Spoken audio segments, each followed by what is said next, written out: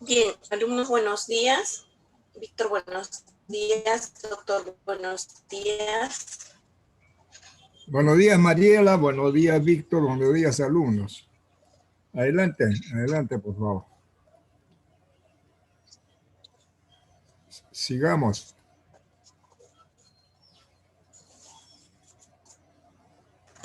Bien, a ver, todos los alumnos presentes, por favor, anotar la asistencia en el chat. Recuerden su primer apellido paterno en mayúsculas y espacio presente. Mariela, ya marcaron. Ya marcaron. Ahora es la selección entre el libro B o el libro C, para que inicie las presentaciones. Perfecto. El libro B dice, bien.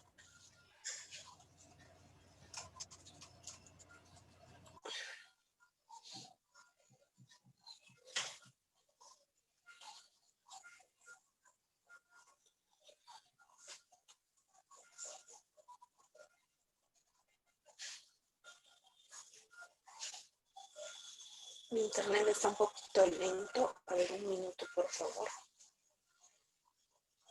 Ya pues que comience, doctor, que comience el libro B, total, o C, de una vez, porque nosotros tenemos el tiempo limitado, doctor, hoy día, lamentablemente. Sí. ¿Cómo estás? También Empezamos su el micrófono equipo no B. está bueno, Mariela. Su El equipo B, micrófono, la que van a señal no llega presentar bueno. son...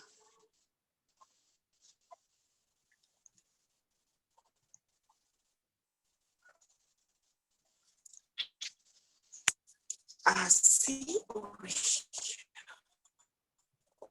Otra vez. Ahora, Víctor. Ya, adelante, Mariela. ¿Libro B o libro C?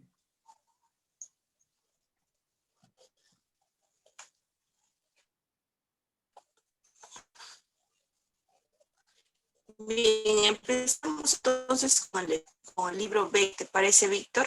Ya, libro B. Entonces, primero en presentar es el equipo A, luego el equipo B, luego el Libro B, equipo D, que es luego González ¿quién va a Prada ser el Pivot. vocero del equipo A? Vocero del equipo A. Muy bien, para el libro B tenemos a los... Vocero del equipo A, Mariela. ¿Quién va a ser el vocero del equipo A?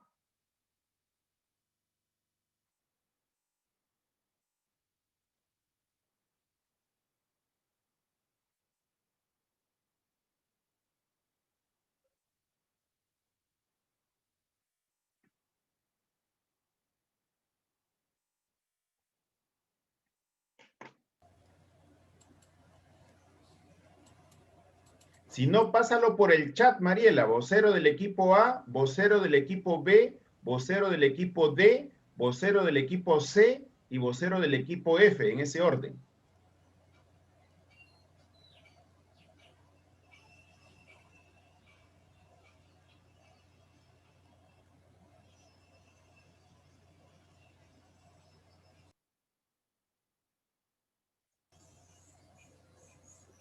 Víctor, ¿cuál libro empieza? El libro B, doctor. Ya. Listo. Estamos esperando los voceros. Ya. ¿Qué equipo empieza? El equipo A. Equipo A. Ya. ¿Y sigue? B. E. B de bebé. Dedo. ¿Sigue? D de dedo. No, después de A, D, ¿quién más? ¿Qué más? A, B, D, luego el C y luego el F. Ya.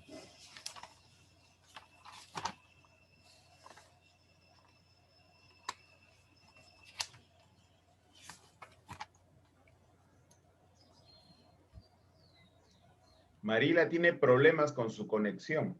Ah, caray. A ver, sí. Aló, Mariela, ¿quién es el vocero del equipo A?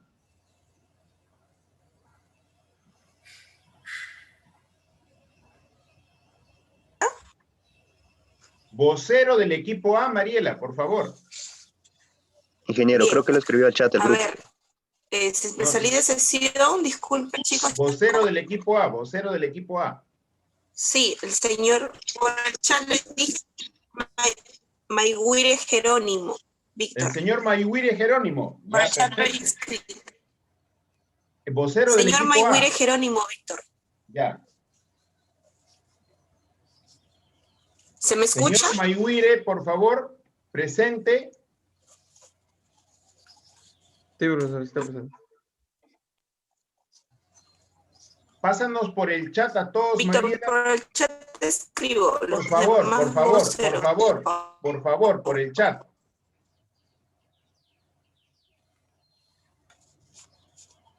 Adelante, señor Mayhuire.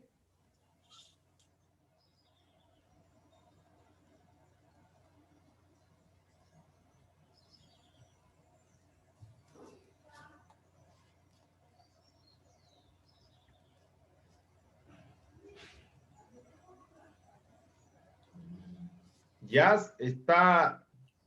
Ya, Señor está parpadeando su presentación. Bueno, ya.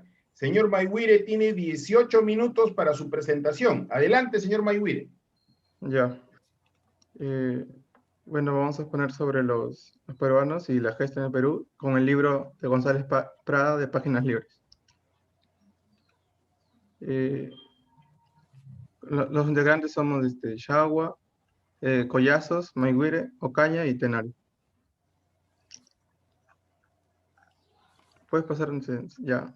En antecedentes tenemos que en la conquista de los españoles, esta no fue pacífica, y esto ocasionó de que haya abusos hacia las mujeres, y ahí comenzó el mestizaje. Bueno, el siguiente. En los planteamientos de problemas, el problema principal tenemos como la diversidad del Perú que tiene, y debido a esto es necesario investigar acerca del origen de las combinaciones entre las etnias. También como problema específico tenemos que el Perú ha sufrido muchos conflictos y diversidades, y por eso nos planteamos las preguntas: ¿quiénes fueron los agentes que participaron en esta labor? ¿Acaso fueron solo los gobernantes quienes sacaron al Perú adelante, o fue la población que debe tener el mérito? Siguiente, como objetivos tenemos primero investigar acerca de la mezcla de cultura andina y de la cultura occidental desde la época de la conquista y virreinato. Investigar la influencia de los pueblos africanos, chinos, japoneses en la conciliación de la cultura actual.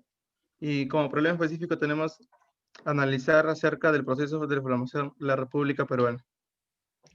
Y investigar acerca de la contribución y la importancia de las comunidades campesinas, universidades, gremios, entre otros, y la formación de la conciliación de la República. Siguiente, por favor. Ya, como hipótesis principal tenemos que el Perú es una sociedad totalmente mestiza, y esta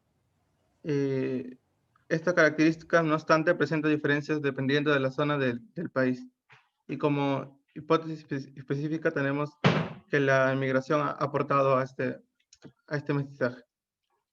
Bueno, ¿por qué debemos estudiar esto? Bueno, en las justificaciones, el Perú ya no es un solo territorio, sino también está conformado de su población. Esto en la historia nos ha dado obstáculos que existieron para poder llegar a la sociedad actual, que nos respecta a los derechos, calidad de vida, entre otros. Siguiente, marco teórico. Ya, bueno, vivimos en una sociedad heterogénea. En sociología, la heterogeneidad social es un término usado para denominar a la sociedad como un grupo social compuesto por personas con características diferentes, ya sea de clase social, raza o género. Esta heterogeneidad implica una diferencia cultural llamada heterogeneidad cultural. En ese sentido, la aceptación de que diferentes culturas forman parte del mismo grupo son denominados sociedad, y nos ayuda a una diversidad cultural, un crecimiento personal, comprensión y entendimiento mutuo. En características, en antecedentes, tenemos que la llegada de los españoles formó el virreinato del Perú, ¿no? Y esto lo hizo Carlos I en sus leyes indias. También tenemos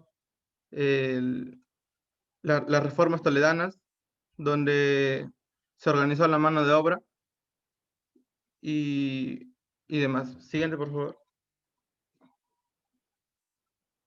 Bueno, en el mestizaje se formó varias clases, ¿no? Donde podemos encontrar que hubo los mestizos, mulatos, zambos, esclavos, y donde el mestizo era la combinación del español e indio, mulato, español, negro, zambo, indio y negro, y esclavos eran los importados como mercadería para las actividades agropecuarias. Siguiente, por favor.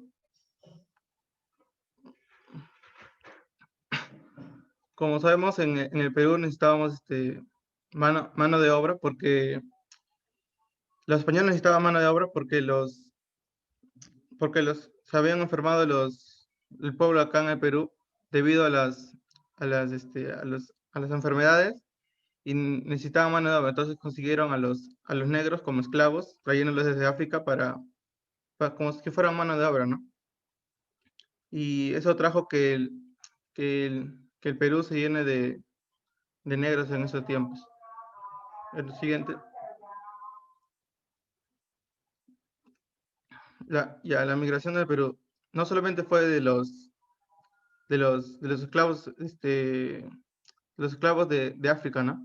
También vinieron españoles, italianos, chinos, japoneses, portugueses, franceses y alemanes. Los más destacados creo que son los chinos, con la migración. Con esta migración en el siglo XIX, se calcula que 250.000 de su población se mantiene en su origen étnico y cerca del 2% de población tiene algún ancestro chino. También tenemos descendencia japonesa, que se estima que son 50.000 personas en una de las comunidades más grandes del mundo de la costa central, como el Puerto Maldonado. Ya, siguiente, por favor. Ya.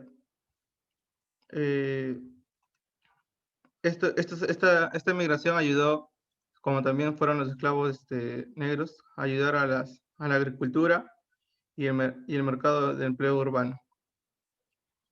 Igual que los alemanes, que son aproximadamente 10.000 personas en el territorio peruano. Alumno Mayhuire, disculpa la interrupción, buenos días. Habla Juan Ríos. Sí. Alumno Mayhuire, los alemanes que llegaron en mediados de los años 1800, no, escogieron Posuso porque Humboldt, Alexander Humboldt, que había venido antes a explorar y que estableció pues, la corriente fría que lleva su nombre, él recomendó a los alemanes que vayan a Posuso, que vayan a la ceja de selva. No está como dice ahí, los alemanes debieron ser enviados a Posuso. Nadie los pudo enviar porque cuando llegaron estos inmigrantes había problemas internos políticos acá en el Perú y nadie se ocupó de ellos. Ellos por su cuenta se desplazaron hacia Posuso con muchos problemas, con muchos muertos en el camino. Esa es una aclaración. No sé de dónde ha sacado usted esa información, o salvo que la información que yo tenga no sea correcta. Gracias, alumno Mayhuire. Adelante. No sabía de que ellos se abrieron por su cuenta. Pensé que les habían mandado, como dice la diapositiva. Gracias por la aclaración, profesor. Bueno, siguiendo con la exposición. Ya hemos hablado de de los asiáticos y japoneses. ¿Puedes pasar, por favor, a la gesta?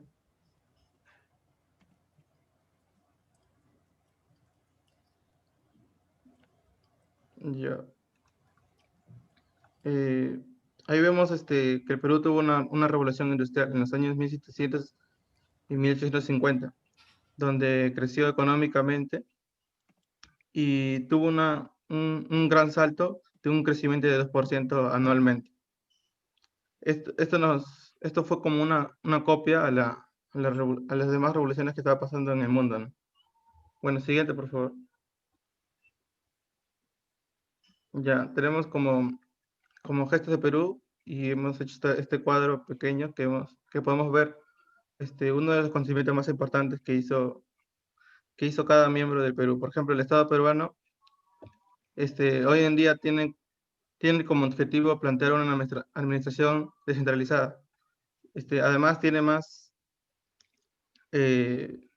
labores, como ser soberana, independiente y una república democrática. En la iglesia, aunque algunos tenemos una mala idea sobre ella, nos ayudó en la independencia, porque fueron los curas y los demás miembros que esparcieron la idea para la independencia en esos tiempos.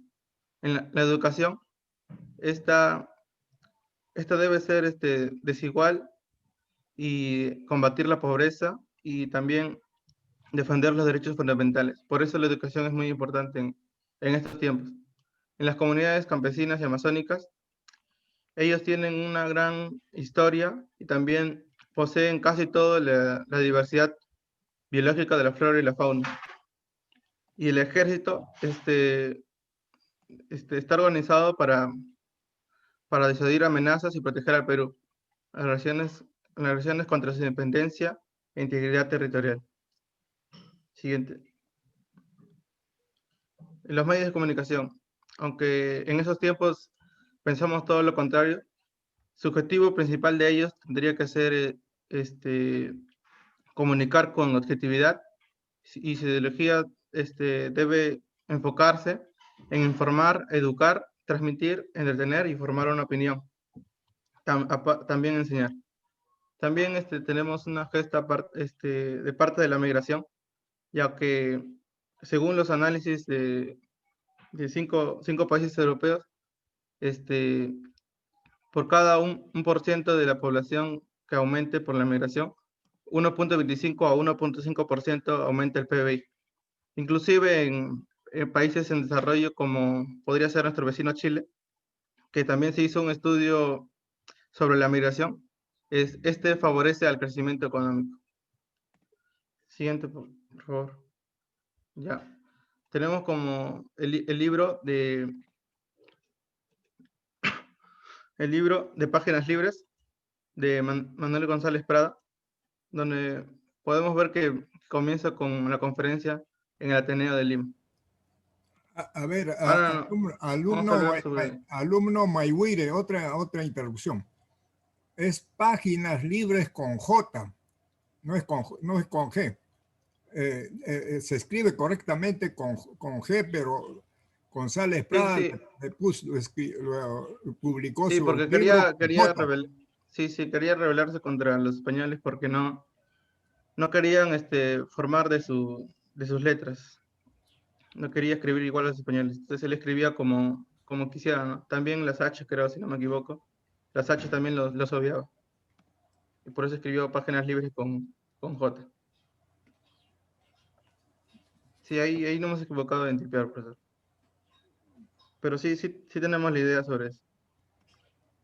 Doctor, disculpe, pero en la portada del libro está con G y en varias fuentes encontré con G y con J y por esa razón le puse con G ya mejor porque habían varias fuentes con esas dos letras.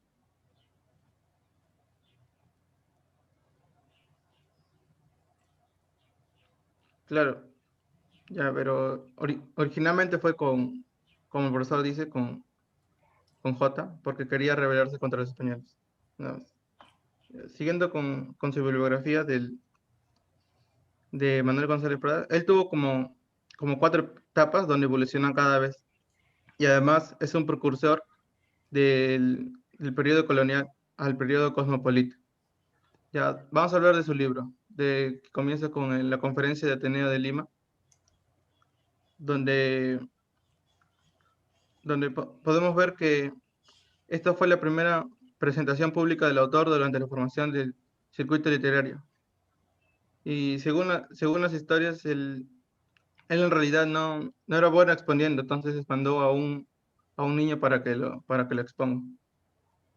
Bueno, ahí podemos ver que se menciona la importancia de la juventud, que podía esperar una franca libertad de expresión en la emisión de sus ideas, los cuales son capaces de emitir pensamientos sin recurrir a frases ambiguas. Podrían pensar, escribir libremente debido a su entusiasmo en la edad que están. Y también se considera que el pensamiento esclavo no merece llamarse pensamiento. Ya, vamos a hablar sobre el discurso en el Teatro Olimpo. Aquí hizo un llamado a renovar la literatura peruana, lamentó el auge del género literario llamado tradición, al que calificó de falsificación agridulces de la historia y caricatura microscópica de la novela. Eso fue un ataque directo a Ricardo Palma. Como recordemos, él tenía su libro Tradiciones Peruanas, ¿no? Y en el discurso del entierro de Luis Márquez. Fue el primer presidente del círculo literario y a la vez fundador, que dedicó su poesía festiva y periodismo.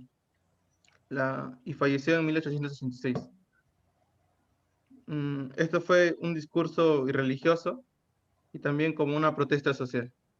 Bueno, como conclusiones, tenemos que la obra de Manuel González Prada analizó varios aspectos de la sociedad en la que vivía, junto al círculo literario. Hacen críticas las cuales servían para una mayor reflexión sobre los errores de nuestra sociedad. La discriminación hacia otras razas es un problema que viene desde la época de la colonia y el virreinato. Y hasta ahora ya en el proceso de mestizaje se originaron castas y algunas de estas tomaron una posición de superioridad, no solo por las raíces occidentales que tenían. También se concluye de que la llegada tardía de la revolución industrial en el Perú, ya cuando el mundo se encontraba en la Segunda Guerra Mundial, no permitió la industrialización. También los medios de comunicación influyen bastante en nuestra opinión y nos pueden llevar a mejorar el país o simplemente a vivir en una ignorancia. Y además la migración influye favorablemente a la economía de un país. Y en recomendaciones tenemos que debemos aprender a valorar a los campesinos, pobladores y todos los que conforman a nuestro país. Deberíamos erradicar la discriminación y el menosprecio a las demás razas de Perú, porque vivimos en un mismo pueblo y esta clasificación de castas fueron impuestas por las personas que creían que ser descendientes de españoles lo hace mejores y por personas que piensan que tener antepasados andinos los hace menos. Bueno, gracias. Eso es todo.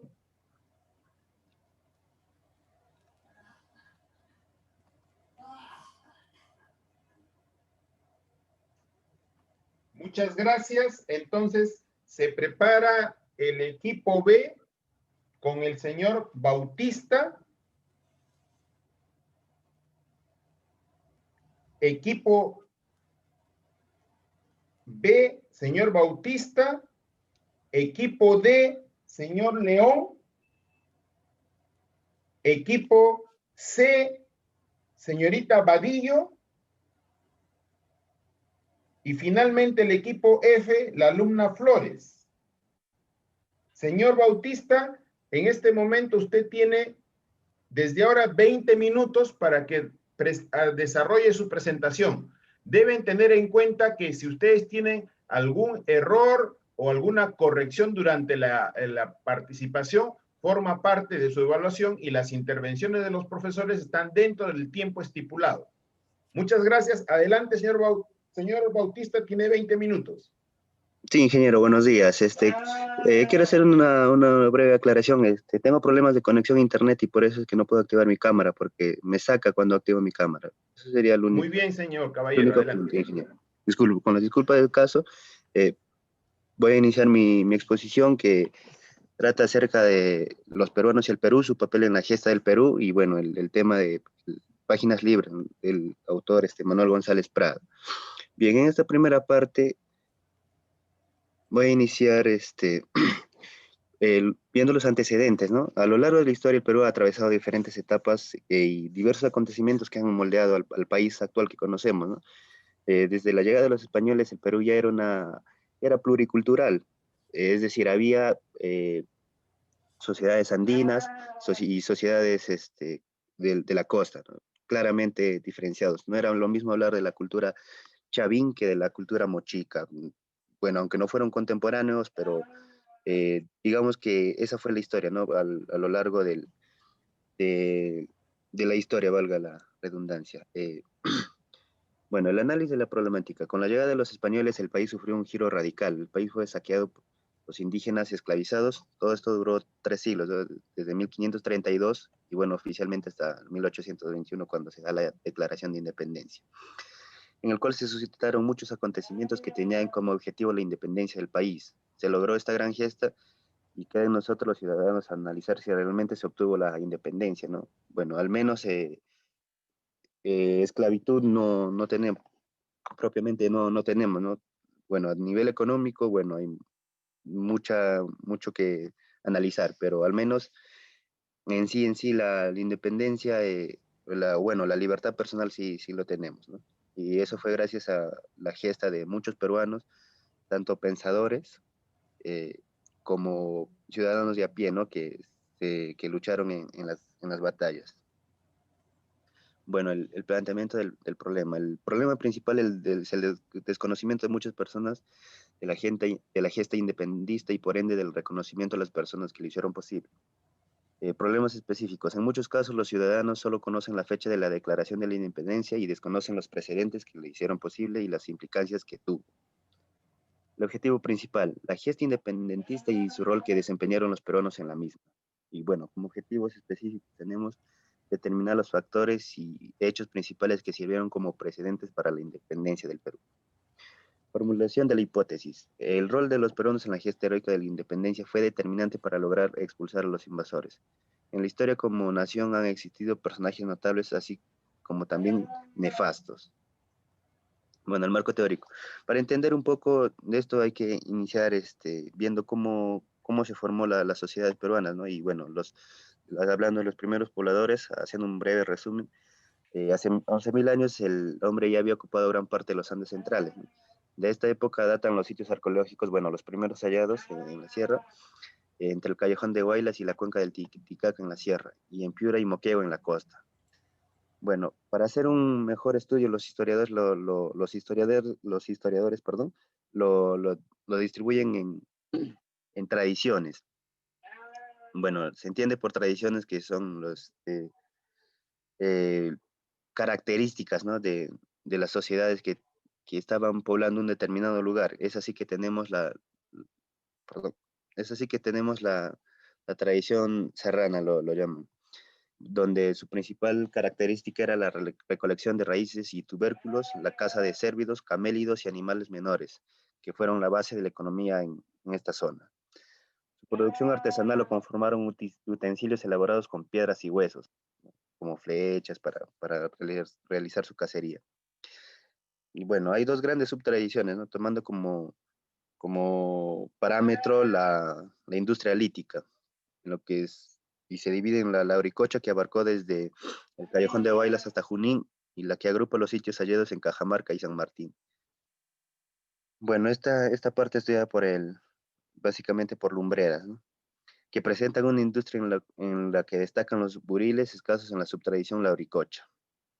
Las armas y utensilios que elaboraron fueron para puntas de proyectil, como ya lo había mencionado, con forma de hojas triangulares y con espinas laterales. En la preparación de pieles se usaron raspadores. Utensilios más grandes y pesados fueron usados como machacadores para romper y extraer la médula y grasa de los huesos largos, ¿no? Que bueno, por su cantidad de proteína lo usaban como insumos, como alimento, ¿no?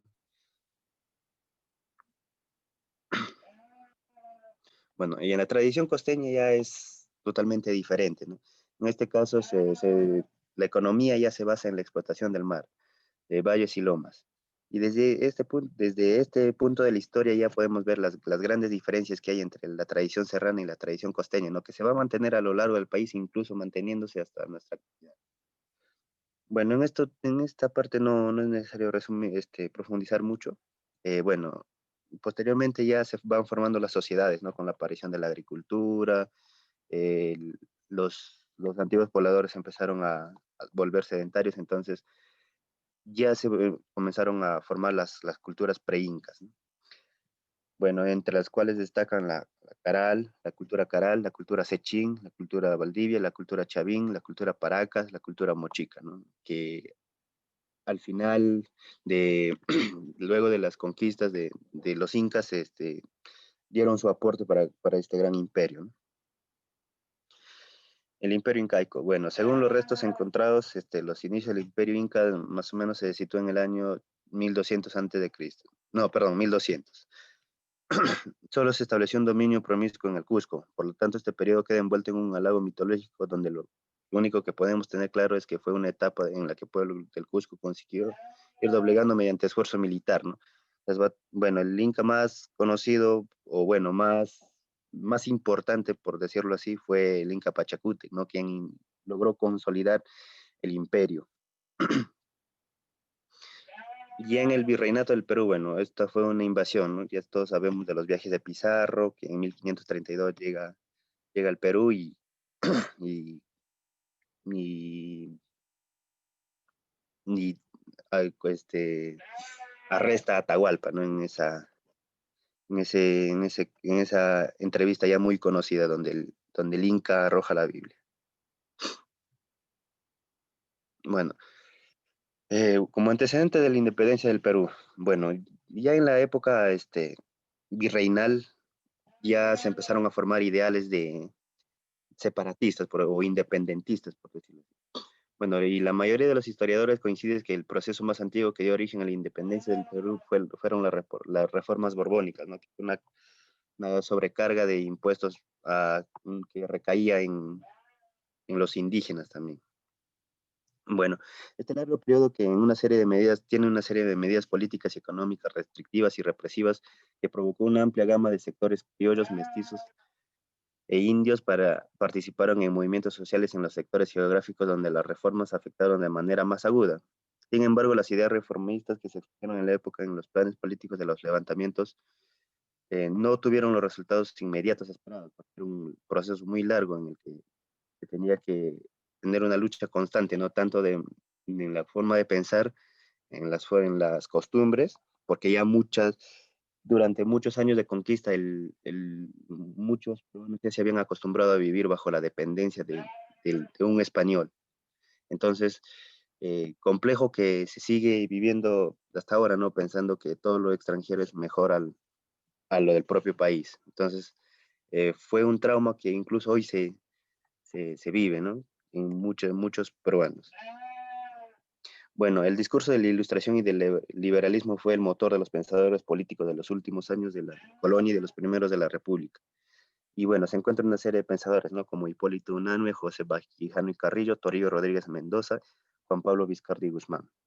Y bueno, publicaciones como El Mercurio y el Semanario Crítico, el Diario de Lima, que motivaban, ¿no? a las ideas independentistas.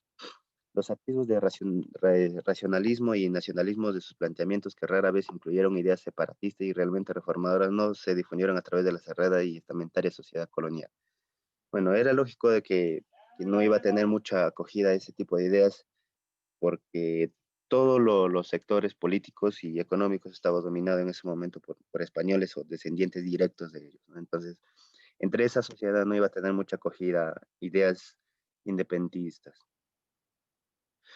Bueno, planteamos como uno de los objetivos, ¿no? Que muchos peruanos en la actualidad desconocen las batallas que, que lograron consolidar o bueno, o que fueron precedentes a la independencia del Perú.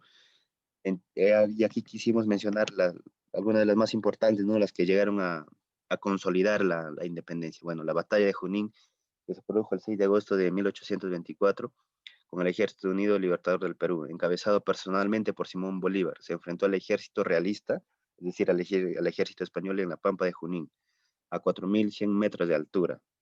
Esta batalla fue especialmente relevante porque quebró el invicto del que se ufanaba el ejército realista, dirigido por el experimentado general José de Canterac. La victoria de Patriota en Junín bajó la moral de los españoles. Bueno, esto es lo que explica el historiador Daniel Parodi. Bueno, la batalla de Ayacucho. La batalla de Ayacucho se produjo el 9 de diciembre de 1824, es decir, el mismo año, pero ya en el último mes, en las Pampas de Ayacucho. Fue la batalla decisiva para la independencia de Latinoamérica y el que se firmó la capitulación de Ayacucho dando fin a la guerra independentista. Bueno, otras batallas que precedieron fueron la batalla de Apacheta, el combate de Arequipa, el combate de Ataura y la sorpresa de Azapa. Bueno, la capitulación de Ayacucho hay mucho que analizar porque incluso se dice que, bueno, se ganó en el campo de batalla, pero nos comprometimos a pagar grandes sumas de dinero a España, ¿no? Pese a haber ganado la batalla y pese a que ellos nos habían invadido durante 3 siglos, al final, después de ganar la batalla, tuvimos que quedar endeudados. Bueno, los próceres de la independencia del Perú, bueno, son personajes que participaron en la lucha directa contra el sistema colonial. Bueno, los más conocidos son Micaela Bastida, Francisco Antonio de Cela, José Olaya Balandra, Juan de Dios Manrique de Luna, José Gabriel Condurcanqui y Mateo García Pumacahua. Bueno, es injusto nombrar eh, solo estos, ¿no? Pero en realidad es por un tema de espacio, porque en realidad son muchas más personas que lograron con sus ideas y con sus acciones encaminar la independencia. Bueno, la independencia del Perú, propiamente dicha, es el intento de romper el vínculo de sometimiento con la corona española. Los patriotas defensores de la liberación se enfrentaron a los realistas que pretendieron mantener el virreinato del Perú. Si bien las manifestaciones y revueltas se sucedieron durante más de una década, recién en el año de 1820, con la llegada de José de San Martín y su expedición libertadora, se comenzó a pensar en la independencia como una posibilidad. Bueno, es así que el 15 de julio de 1821 se sesiona el Cabildo de la ciudad y se redactó el Acta de la Independencia del Perú, luego de que las tropas del virreinato abandonaran el territorio. Bueno, días más tarde, el sábado 28 de julio de 1821, José de San Martín proclama la independencia del país ante los miles de personas reunidas en la Plaza Mayor y bueno, pronuncia sus tan famosas frases, ¿no? Desde este momento el Perú es libre e independiente por la voluntad general de los pueblos y por la justicia de su causa que Dios defiende. Bueno, es una frase bastante profunda que ya lo analizó el doctor Ríos en el curso, así que no vamos a profundizar en ello, pero es una frase importante, ¿no? Que se analizó palabra por palabra.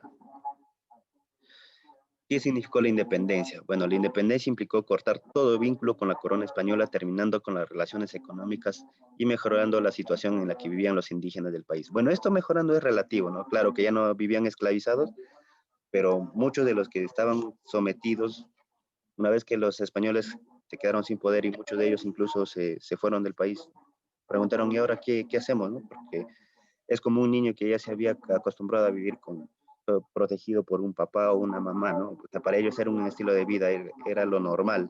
Entonces, de golpe obtuvieron la libertad y en su momento no supieron qué hacer. Bueno, las tradiciones del Día de la Independencia en el Perú.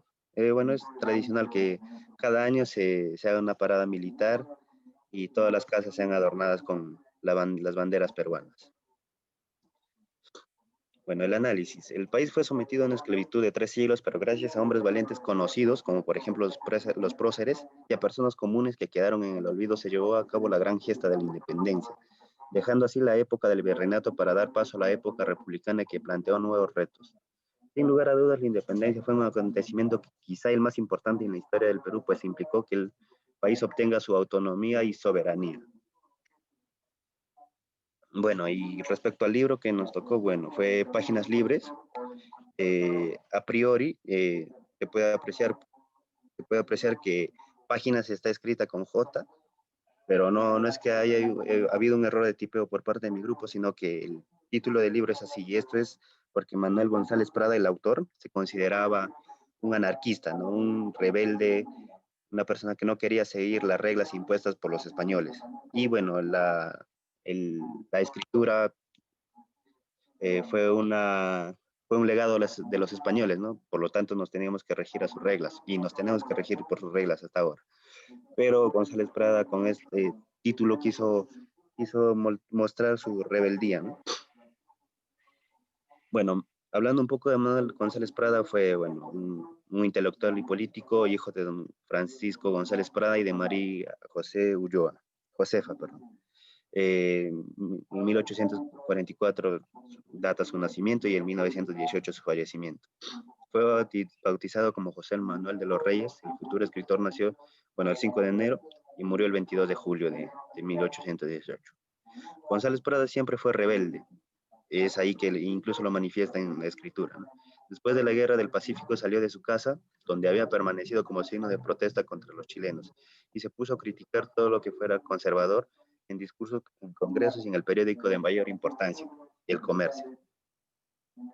Bueno, esto que permaneció en su casa, bueno, él lo explica como un signo de rebeldía, ¿no? Pero muchos opositores lo tildaron de cobarde, ¿no? Para muchos de sus opositores fue un acto cobarde que él no saliera de su casa. Bueno, ya es conocida sus diferencias con Ricardo Palma.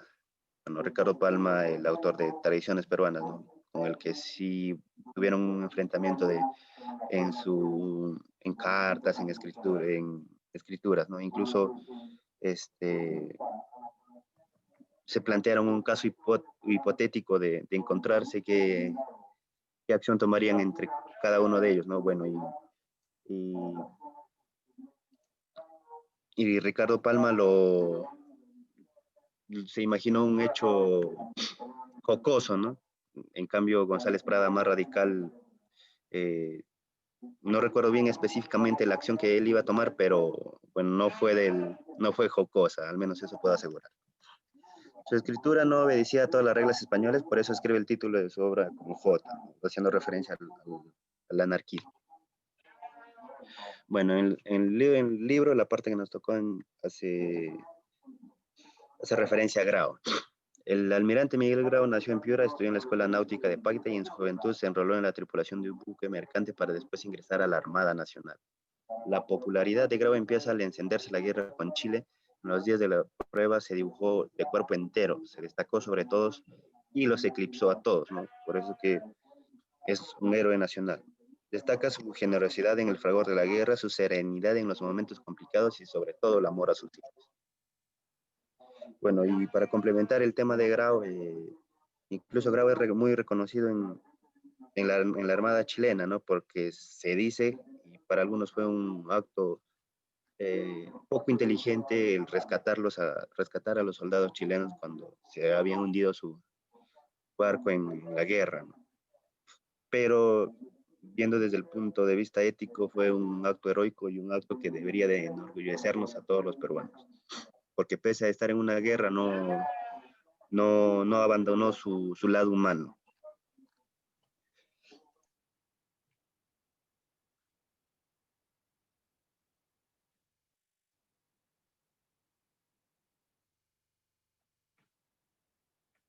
Se le fue el micrófono, señor Bautista.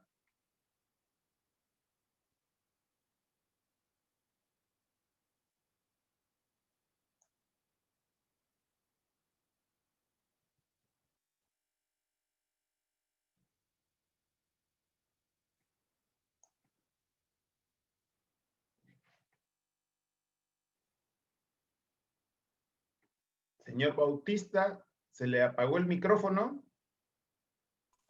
Salió de sesión, Víctor, no está conectado, se le fue el internet. Yo aún lo veo conectado, pero bueno. Entonces, sí, doctor, se me puso Ah, en no, silencio. sí está. Sí, me disculpo, no me había percatado, es el tema de internet me parece. Bueno, ¿se ve lo que estoy proyectando? Sí, siga adelante, señor, ya se le Entonces, consume su tiempo. Ok, entonces, bueno, Tiene un minuto para concluir. ya. Bueno, era el buque insignia, ¿no?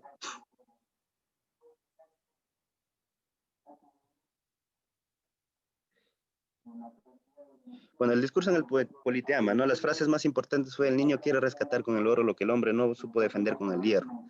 Niños, sed hombres, madrugar a la vida, porque ninguna generación recibió herencia más triste, porque ninguna tuvo deberes más sagrados que cumplir. Vimos al abogado dirigir la hacienda pública, al médico emprendedor obras de ingeniería, al teólogo fantasear sobre política interior y al marino decretar en administración de justicia, al comerciante mandar en cuerpos del ejército. Bueno, esto hace referencia a que en el Perú nadie ejerce lo que, bueno, los cargos no son ejercidos por personas del rubro, sino que una persona que estudia una cosa se mete a hacer otra cosa, ¿no? Por llamarlo en términos así coloquiales. Entonces sí es un problema que incluso se ve hasta ahora, ¿no? Y ahora incluso con mucha más frecuencia. El Perú durante la guerra se encontraba dividido en tres, que eran los gobiernistas, los conspiradores y los indiferentes por egoísmo, imbecilidad o desengaño. Bueno, palabras fuertes que expresan lo que incluso hoy en día se vive. Los viejos a la tumba, los jóvenes a la obra. La historia de muchos peruanos, de muchos gobiernos del Perú, cabe en tres palabras: imbecilidad en acción, pero la vida del pueblo se resume en otras tres: versatilidad en movimiento. Es decir, que cada Muchas uno... gracias, señor Bautista. Su tiempo ha concluido. Ok, doctor. Señor León, equipo D, pase por favor a presentar.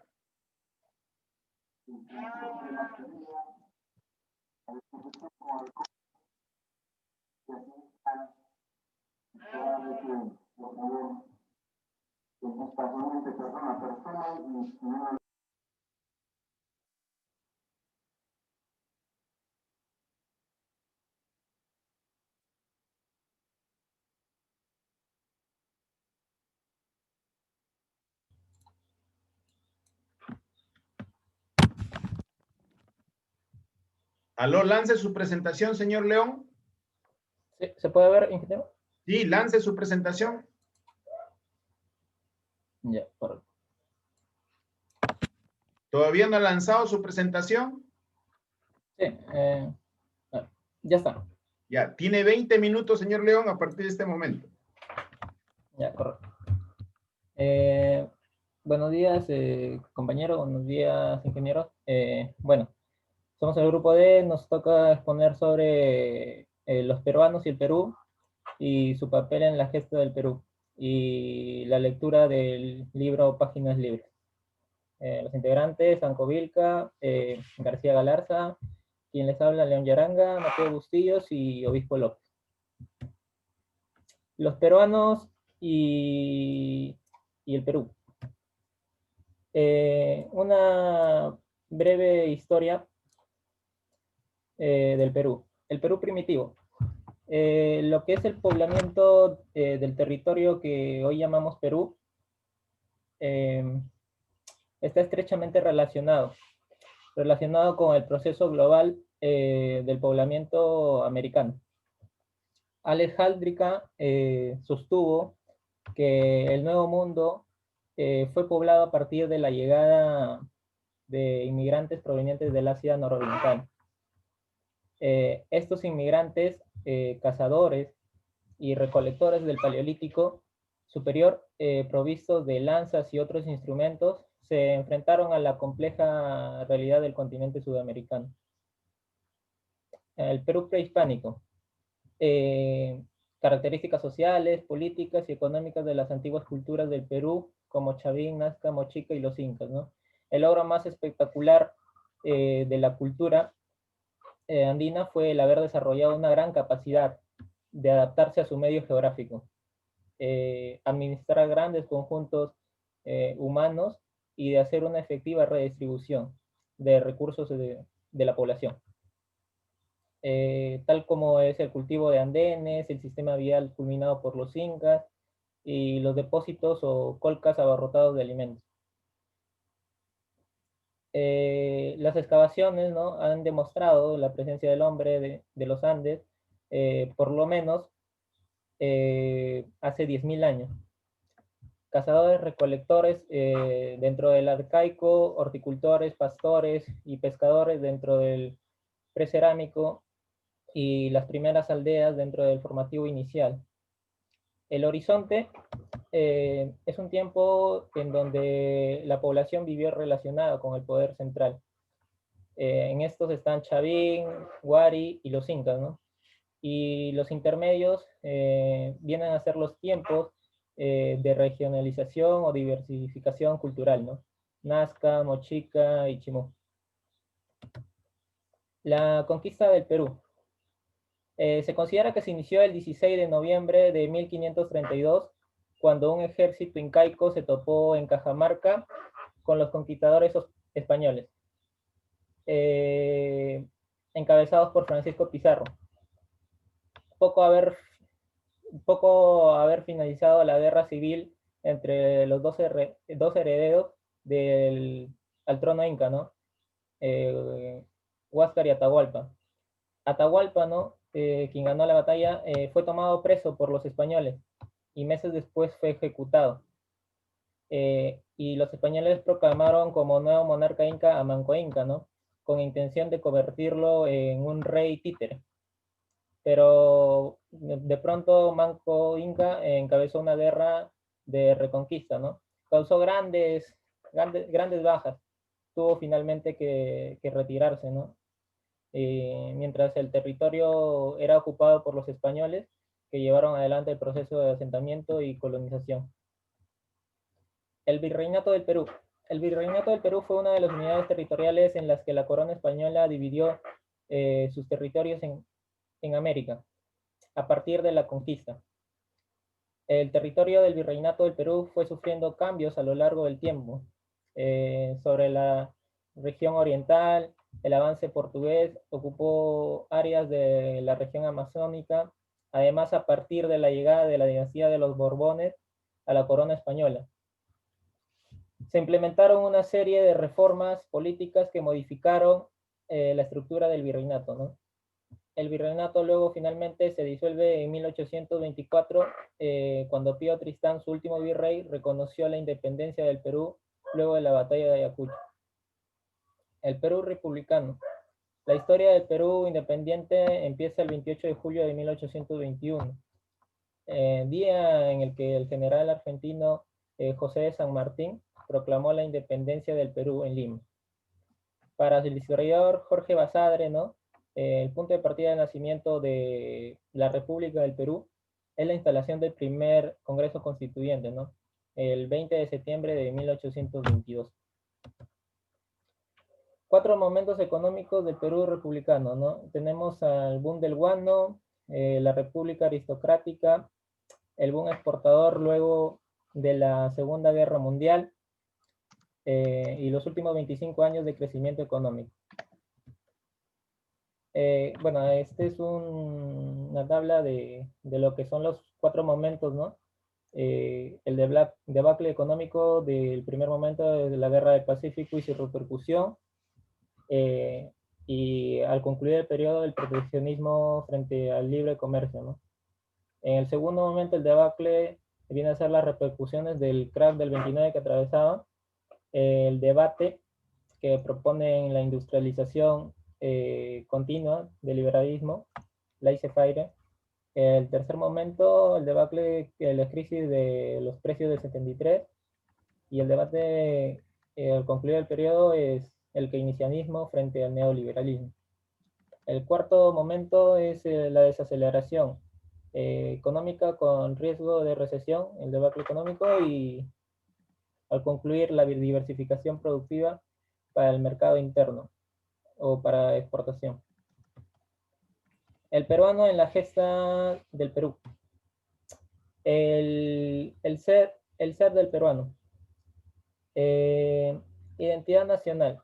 Es el sentimiento, ¿no?, de pertenencia en la colectividad de un Estado o nación, y es construida sobre un conjunto de aspectos relacionados con la cultura, la lengua, la etnia, la religión o las tradiciones características de dicha comunidad. El Perú como marca. A través de embajadores, ¿no?, spots, mensajes creativos y eficaces desde el 2010, La marca Perú ha impulsado el turismo, las exportaciones, la extracción de inversión, la imagen de nuestro país. Como tal, busca construir y proteger la reputación del Perú en el extranjero y darnos una ventaja competitiva ante otros países, ¿no? Sus campañas que buscan demostrar nuestra identidad nacional, ¿no? Que está construida a través de la diversidad cultural. El peruano marcado por los problemas emergentes, ¿no? Existen varios aspectos, no necesariamente los económicos, que nos afectan, como son la inseguridad, la salud, el acceso a servicios básicos, endeudamiento, bajos niveles de educación, entre otros como problemas que esperan los peruanos sean atendidos. Aunque muchos de los problemas son estructurales, ¿no? Como lo que son la informalidad, ¿no? La inseguridad y la corrupción, algunos son de necesidad básica que deben ponerse en marcha, como el acceso a servicios básicos, niveles de salud y una buena educación. Bueno, acá tenemos una gráfica sobre lo que son los principales problemas, ¿no? Como son la corrupción, la delincuencia y la pobreza, ¿no? Plan Bicentenario. El Plan Bicentenario cuenta con 6 ejes estratégicos, ¿no? Que tienen un objetivo en general, ¿no? El primero, que son del derechos fundamentales y dignidad de las personas, considera indispensable, ¿no? Que relacionar el desarrollo integral y sostenible con la vigencia plena y efectiva de los derechos fundamentales y la dignidad de las personas. Implica que toda la ciudadanía, sin excepción, tenga acceso a una justicia autónoma, confiable y eficiente. Las oportunidades y acceso a los servicios. Lograr para 2021 el acceso equitativo a servicios fundamentales de calidad, ya sea educación, salud, agua, saneamiento, vivienda y seguridad ciudadana. El Estado y gobernabilidad. Hacer crecer las instituciones del Estado en las regiones como parte del proceso de descentralización y de erradicación del centralismo, ¿no? La economía, competitividad y empleo. Crear una política económica estable y previsora que aliente el crecimiento económico y sostenido mediante la inversión privada y pública, ¿no? Para actividades generadoras de empleos dignos. El desarrollo regional e infraestructura. Necesitamos definir lo que son las estrategias que contribuyan a cerrar diferentes brechas de desigualdad de recursos y capacidades entre Lima y las regiones. Desarrollar una infraestructura económica y productiva suficiente y adecuada, ¿no? Y los recursos naturales y ambiente, que el rápido crecimiento de los recursos naturales tiene un papel importante, ¿no? Un papel estratégico. Estos recursos son fundamentales, ¿no? Para lo que es el sostenimiento de la economía de un país, del país en específico, y la satisfacción de las necesidades de la población y el desarrollo productivo de las actividades generadoras de bienes y servicios. Bueno, siguiendo con la lectura del libro Páginas Libres, escrita por Manuel González Prada, tenemos el capítulo de instrucción católica, ¿no? En esta parte, Prada va a hacer una crítica hacia lo que es la educación clerical de su tiempo, ya que considera que los sacerdotes carecen de requisitos para ejercer el magisterio. Los considera orgullosos y vanidosos, ya que se creen perfectos, ¿no? E incorruptibles. La enseñanza clerical se somete al dogma, rechazan toda la concepción racionalista y por eso se consideran ortodoxos. El catolicismo posee su moral en el cúmulo de preceptos incongruentes y ambiguos que el niño estudia sin comprender y que el hombre olvida o recuerda sin practicar. Las brutales y grotescas dictaduras de América Española son un producto genuino del catolicismo y la educación clerical. Finalmente considera el catolicismo constituido de dos morales, ¿no? Una para la autoridad y otra para el súbdito. esa es la primera parte. La segunda parte es que en las escuelas los niños reciben forzosamente instrucción católica, ¿no? Se pregunta, ¿qué pasa si no quieres que los tuyos reciban instrucción católica, ¿no? Simplemente los mandas a estudiar al extranjero o contratas profesores particulares. La Iglesia peruana cree tan suyo el derecho de vigilar, ¿no?, la ortodoxia en la instrucción primaria, que no admite discusión sobre el asunto, pese a que la ley del Estado es laica, ¿no? El Estado y la Iglesia mantienen luchas seculares y al parecer irreconocibles. Pero en la guerra contra los derechos individuales, Iglesia, Estado se alían, ¿no? Se defienden tácitamente y de modo que toda la tiranía se apoya en el fanatismo, así como el fanatismo se apoya en la tiranía. El siguiente capítulo es libertad de escribir.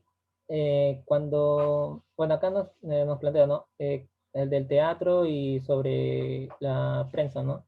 Cuando el teatro encuentra impropias o indignas, ¿no?, de exhibirse algunas escenas, ¿no?, esto en el caso de trato, entonces suprimirá o sustituirá esas partes, ¿no?, que sean censurables. Y de esta manera la Junta Censora, ¿no?, que es la comisión en verdad de espectáculos, si recibe algún suceso indigno, entonces el censor de turno va a tener que enmendar esos errores, ¿no? El gobierno a cargo tiene el poder también dice, de taparles la boca, ¿no? Una frase así, a escritores oposicionistas, ¿no?, o los periódicos que no obedecen sus órdenes, ¿no? Y ven esta como una forma de no ser perjudicado. ¿Y cómo le hacen tapar la boca, no? Haciendo que estos diarios, al momento de poder fundar, ¿no?, les den un depósito para su fundación y posteriormente, si es que quieren publicar, una multa por cada artículo de oposición que se les da. Y es por eso que se dice que no hay libertad en el diario, debido a que no se permite un pensamiento diferente, ¿no? Siendo el siguiente capítulo, propaganda y ataque. González Prada creía que los escritores tenían el deber de abrir los ojos de la muchedumbre, para que no dejaran de aprovecharse de ellos, ¿no? He considerado dos palabras como mentiras convencionales: el respeto y la resignación. Pues estas palabras fueron usadas continuamente por la tiranía religiosa, política y social, ¿no? Esa palabra resignación, inventada por los astutos que gozan para encadenar el brazo de los inocentes que sufrían intimidades y atropellos, y el autor creía que solo, ¿no?, un acto de rebeldía produce más bienes a la especie humana que todas las resignaciones y todos los respetos. Es ahí que los escritores debían entrar como líderes de los insumisos o los indisciplinados, ajenos a los aduladores del poder. Es decir, que los escritores debían hacer propaganda contra el gobierno y a la vez ser el ataque contra esto, ¿no? Bien. Bueno, siguiendo con lo que es el autor Manuel González Prada, es un escritor y político peruano perteneciente a la familia aristocrática de origen colonial. Desde su juventud se define como un político de ideología próxima al anarquismo, ¿no? En un intento de luchar contra la corrupción del sistema, acabó por fundar la Unión Nacional y publicar diversos ensayos, ¿no?, y artículos en los que ponía de manifiesto su radicalismo político, anticlerical e indigenista, ¿no? Y el contexto en que fue escrito el libro, González Prada es testigo, ¿no?, y partícipe de los acontecimientos ocurridos durante la Guerra de España en 1866 y la Guerra del Pacífico con Chile, ¿no? Entre 1860 y 1884, el Perú atravesó una de las etapas más desastrosas, ¿no?, inmediatamente después de haber logrado la independencia y haberse desarrollado lentamente con los primeros gobiernos militares.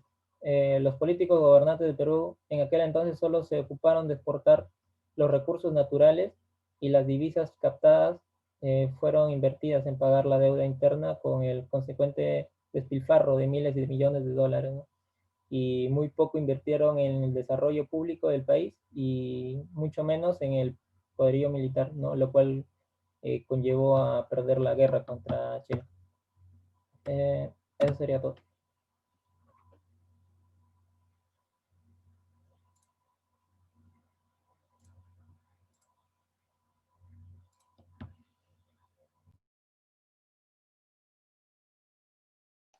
Bien, entonces en este momento la presentación de la señorita Vadillo del equipo C con el siguiente libro. Antes de que comience, bueno, ya puede ir comenzando su lanzamiento de presentación, señorita Vadillo. Efectivamente, como dice en el chat, el señor Carlos Collazos, que en el libro que se ha colocado en el aula virtual dice Páginas Libres con G, pero no termina el título ahí, sino Páginas Libres, Horas de Lucha. Seguramente alguien sacó una versión con el mismo contenido, con el nombre del autor. Claro, el autor ya no está, pues, no presente para reclamar, pero efectivamente dice Páginas Libres, Horas de Lucha, y la G en vez de la J. Y así hay otro libro también que lo he pasado por el aula, por el libro Nuevas Páginas Libres, así le están cambiando con G, en fin. Gracias por los comentarios. Bien, señorita, ya lanzó su presentación, entonces en este momento tiene usted 20 minutos. Adelante. Ya, buenos días con todos. Nosotros somos el equipo C y el libro que estamos trabajando es El surgimiento de Sendero Luminoso, del autor de Gray. Vamos a comenzar con el tema de la inmigración. Mi compañero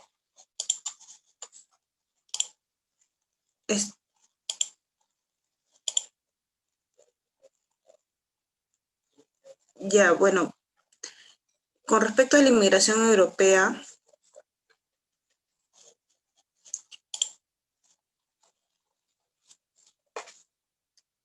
todo comienza con la conquista española, ¿no? La conquista española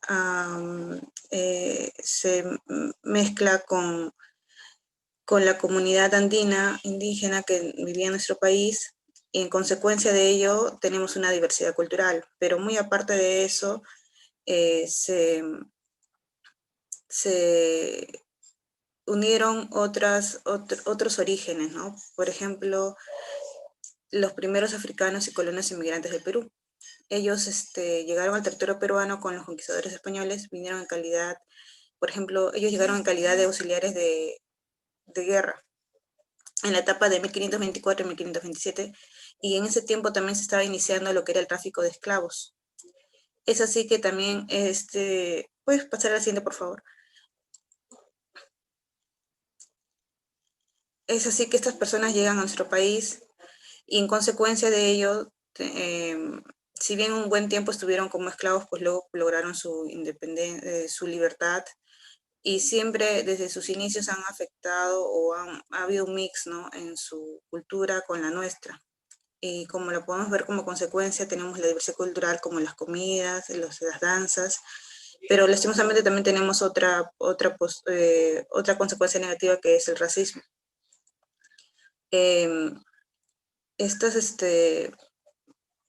Estas personas, cuando llegaron como esclavos o eran tratados como esclavos, ellos estaban en la parte base de la pirámide, digamos, de poder, y hasta han sido repudiados por los mismos conquistados que hemos sido la comunidad andina, ¿no?, de nuestro país. Y es un fenómeno que hasta ahora se sigue viviendo. Y lastimosamente llega el punto en que había muertes y asesinatos por este motivo, ¿no?, que solamente es un motivo xenofóbico y por rasgos físicos. La siguiente, por favor.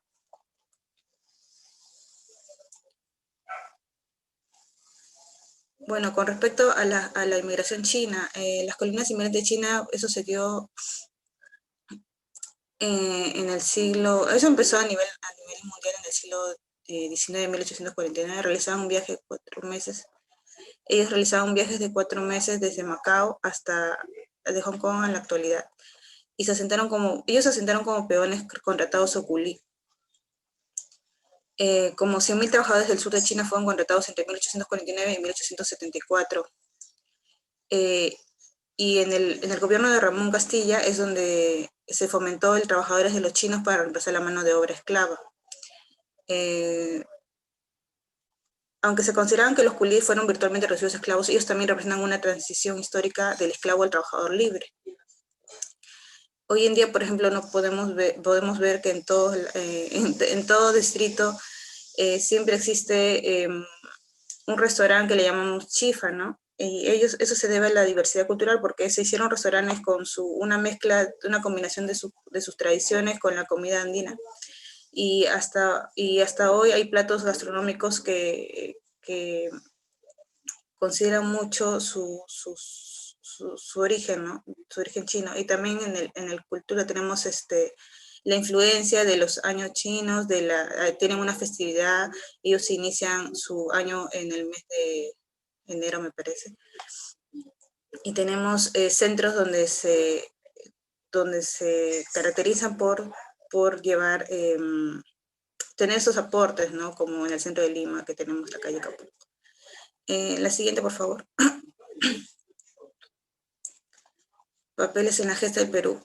Bueno, normalmente un país un gobierno crea instituciones, ¿no? Y esas instituciones lo que buscan es brindar los servicios a todos los peruanos. Normalmente se ha visto que estas instituciones toman mayor relevancia en el centro, en la parte de la costa, porque es donde más se les puede observar, ¿no? O sea, no vemos que la educación de Lima sea lo mismo que la educación de la comunidad andina. Hay mucha diferencia. Pero bueno, estas instituciones también son respaldadas por la Constitución política. Por ejemplo, el artículo 13, ¿no? El Estado es uno de la Constitución, el artículo 43, perdón, el Estado es uno e indivisible, su gobierno es unitario, representativo y descentralizado, y se organiza desde la separación de poderes. La Iglesia Católica, desde siempre, desde que llegaron los españoles, siempre ha sido una institución muy importante, porque ha sido la que hizo posible la transición, o mejor dicho, la colonización, la conquista, ¿no? Impusieron su religión y hicieron de que nuestras costumbres cambien. Ya no se agradecía solamente al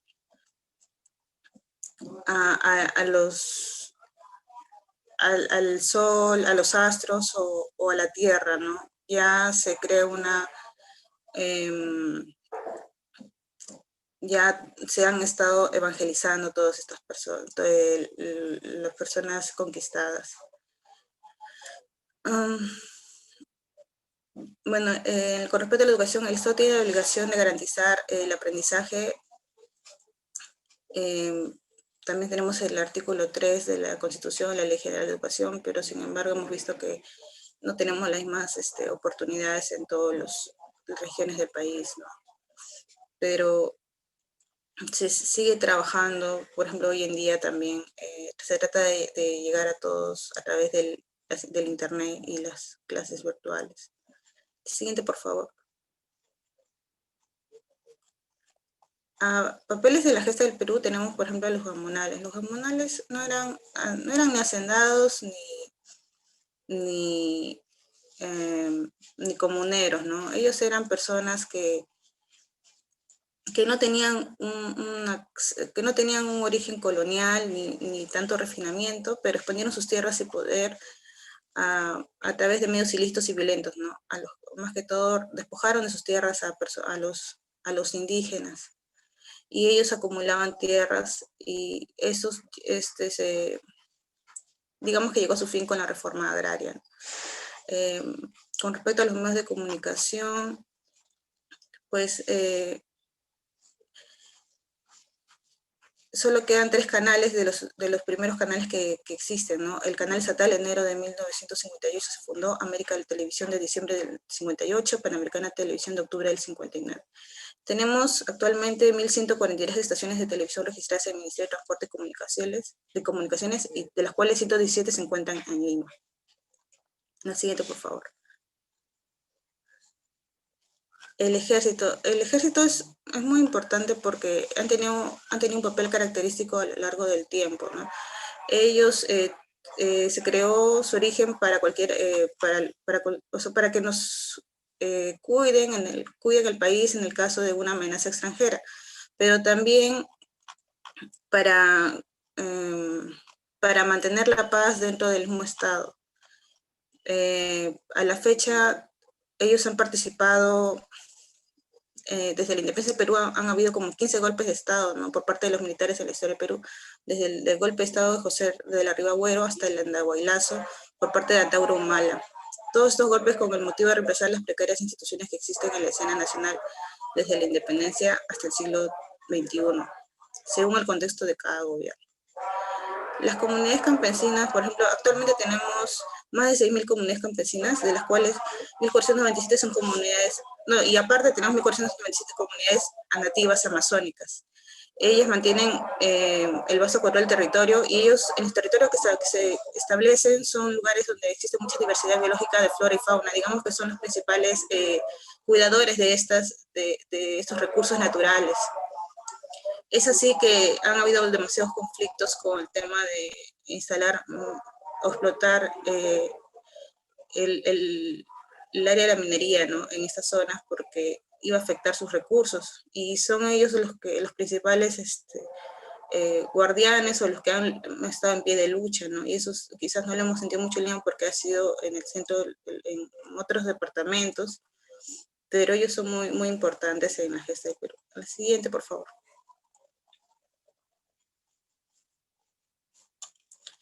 Ya, acá cerca de las industrias de Perú,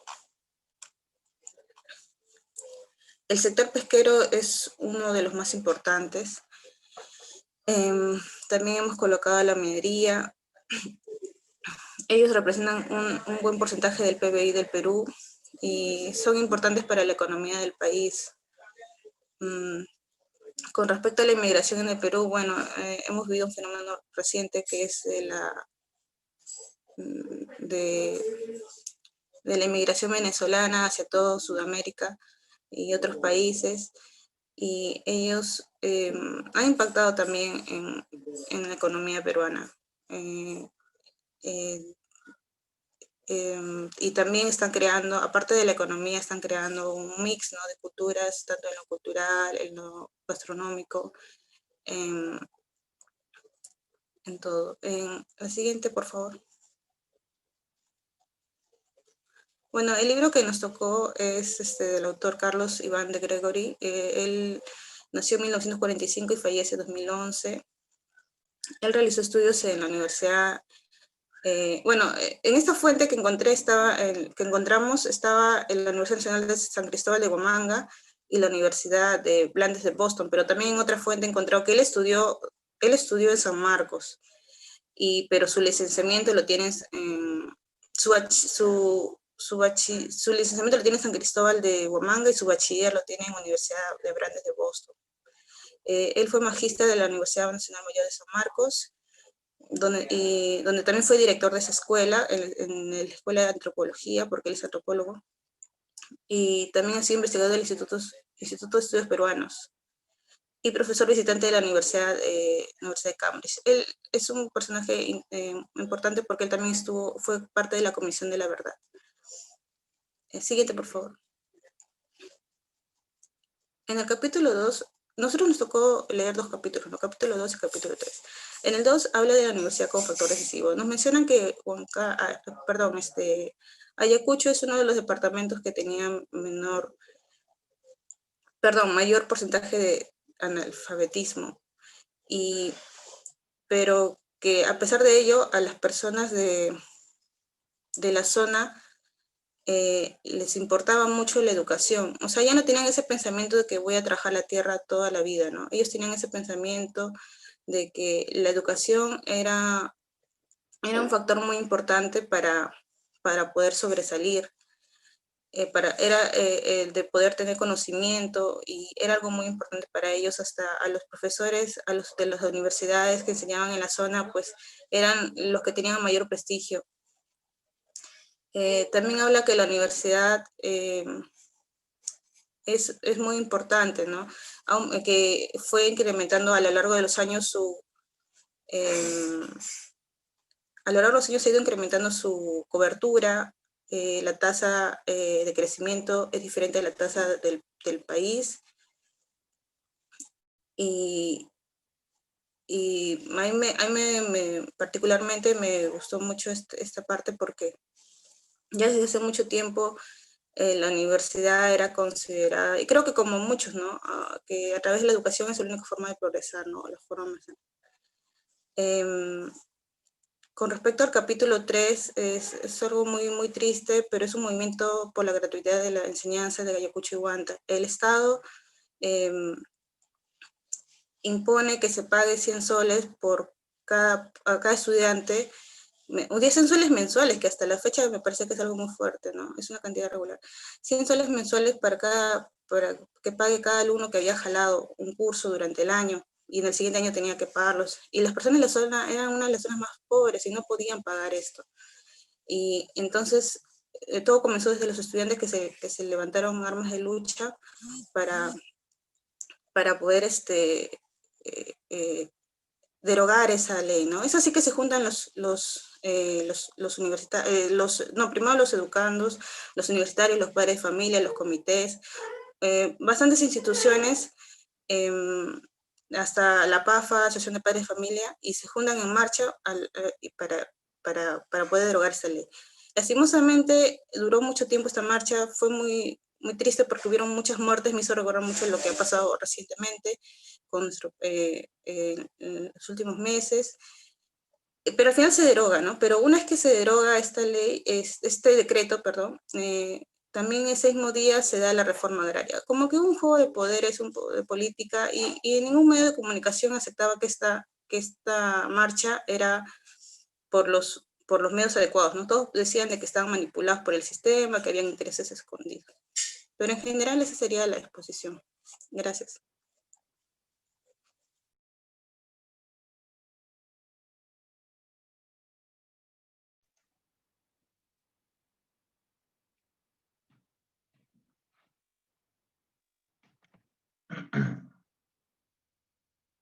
Bien, entonces pase a la exposición el equipo F, representado como vocero la señorita Flores, la señorita Melanie Flores Anco.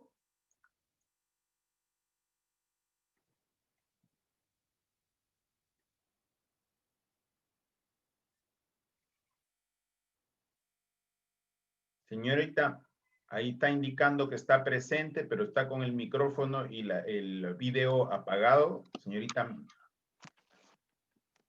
Sí, presente, ingeniero. Gracias.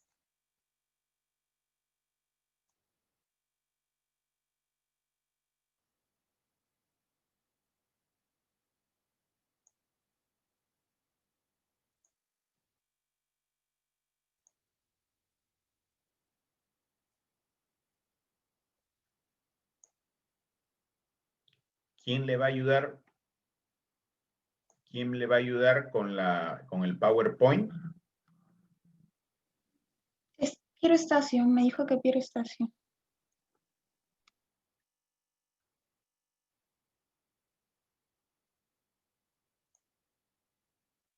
Lance su presentación. Primero dice arriba iniciar sesión para que se active. Señor Estacio, ahí dice iniciar sesión.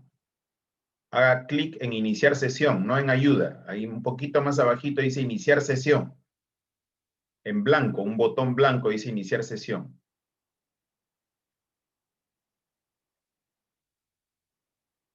Señor Estacio, inicie sesión. Es necesario iniciar sesión. No se puede cargar o descargar los cambios porque las credenciales almacenadas en caché han expirado. Iniciar sesión. A ver, láncelos y... Ya, perfecto. Adelante, señorita Flores. Desde este momento tiene usted 20 minutos para su presentación ya sabe que las campanas del Big Ben de la ciudad de Londres le avisan 15 minutos cuando faltan 5 para su finalización. Adelante, señorita Flores. Gracias. Compañeros, buenos días. En esta oportunidad, en representación del equipo F, vamos a exponer el tema de los peruanos y el Perú y su papel en la gesta. Bien, empezamos con el tema de nuestro país, los peruanos y el papel que cumplieron en la historia y evolución. Iniciemos con la invasión de los españoles y las luchas que se dieron contra estos.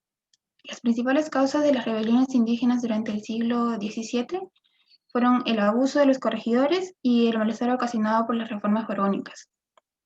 Algunas situaciones favorables a las luchas anticoloniales del siglo XVIII tenemos, por ejemplo, en las sociales, la recuperación demográfica de la población indígena mestiza y criolla, en contraste con la minoría peninsular privilegiada. En lo económico, tenemos la introducción del libre comercio en el año 1778, y en lo político, el resquebrajamiento del sustento teórico del absolutismo. Siguiente, Piero. Las rebeliones anticoloniales en su fase indígena. Tenemos como actores a Juan Santos Atahualpa, la rebelión de Juan Santos Atahualpa, el cual fue un indígena que lideró la rebelión de 1742 con el apoyo de la comunidad de Campa en las zonas del Gran Pajonal, en Chanchamayo y Oxapampa, ubicados en la Sierra del Sur y centro del Perú. Además, trató de restaurar el imperio de los incas y expulsar a los españoles y negros. Trató porque fue un propósito que al final no pudo lograr. Tenemos a Túpac Amaru II. La rebelión de Túpac Amaru II, o con su nombre real, José Gabriel Condorcanqui, lideró un importante levantamiento en el virreinato del Perú, en la región de Cusco, desde el año de 1780 a 1783. Este suceso se dio como una reacción a la imposición de las reformas borbónicas que se extendió posteriormente a todo el sur del Perú y alto del Perú también. En las rebeliones anticoloniales, en su fase criolla, tenemos a Francisco de Sela y Arizaga, el cual, motivado con la finalidad de apoyar los intentos separatistas de la Junta de Buenos Aires, esta rebelión al final fracasó por la derrota de Valcárcel en Huaki. Sela fue tomado prisionero y recluido en la prisión de Chamblis. Curiosamente, murió el 28 de julio de 1821. Otro actor en esta fase tenemos a Juan Crespo y Castillo. Los indios Panataguas se levantaron con sus curacas y capturan Huánuco, luego de vencer a los realistas en el puente de Huayupampa. Estos, al mando del intendente González Parada, vencen a los rebeldes en el puente de Amba. Siguiente, por favor. En la independencia. La independencia del Perú fue un proceso de luchas protagonizado por el pueblo peruano frente al sistema de dominación español. El propósito del pueblo peruano era obtener la independencia política, social y económica de la corona española y constituirse en un Estado soberano y libre de toda influencia externa. Algunos importantes en la independencia del Perú, algunos puntos importantes fueron el Protectorado de San Martín. El protectorado no fue una forma de gobierno definido, fue un gobierno transitorio en el cual San Martín asume el título de protector de la independencia hasta la instalación de una asamblea constituyente. En la batalla de Junín. La batalla de Junín fue denominada la Batalla de las Armas Blancas. Se libró el 6 de agosto de 1842 y gracias a la acción salvadora de los húsares de Junín al mando de Isidoro Suárez, el ejército libertador logró derrotar a las fuerzas realistas. Y como tercer punto tenemos la batalla de Ayacucho, que se dio el 9 de diciembre de 1824.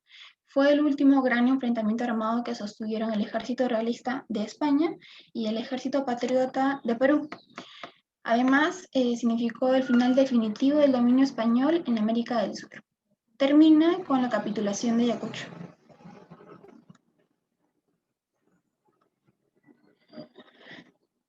Bien, República. La sociedad del Perú a inicios de la República. La estratificación social continúa muy marcada, debido a que la independencia fue solo un formalismo. La independencia del Perú solo constituyó un cambio de la clase privilegiada, no transformó la situación económica y social. Hipólito Unanue, en una de sus memorias como ministro de Hacienda, revela la existencia de mendigos y comerciantes callejeros en las calles de Lima. Y a pesar de que el Perú apenas llegaba a los 2 millones de habitantes, dijo que la pobreza no se combate disminuyendo el número de hijos o de habitantes, sino eliminando la injusticia e incrementando la producción. Entonces, para este tiempo aún existía la esclavitud y aún se explotaba al campesino. Aún era una práctica constante la discriminación racial. Y me parece, desde mi punto de vista, que lo sigue siendo. Siguiente, Piero. Como conclusiones de esta primera parte, con la declaración de la independencia se inicia el proceso del fin de la monarquía española en América del Sur y se instaura el proceso republicano. No hubo un gran cambio de la situación económica o social tradicional, porque como dijimos, fue solo un acto representativo y no hubo cambios inmediatamente. Siguiente, Piero. La segunda parte de la exposición trata del libro El surgimiento de Sendero Luminoso. El autor fue Carlos Iván de Gregori, es un reconocido antropólogo e investigador peruano que realizó sus estudios en la Universidad Nacional San Cristóbal de Huamanga, ubicada en Ayacucho, y la Universidad de Brandeis, ubicada en Boston, en Estados Unidos. También magíster por la Universidad Nacional de Mayor de San Marcos, donde posteriormente fue catedrático y director de la Escuela de Antropología. Siguiente, Piero. El libro, El surgimiento de Sendero Luminoso. El libro básicamente busca entender el surgimiento de Sendero Luminoso, tomando como epicentro los sucesos de 1969 por la gratuidad de la enseñanza en Ayacucho.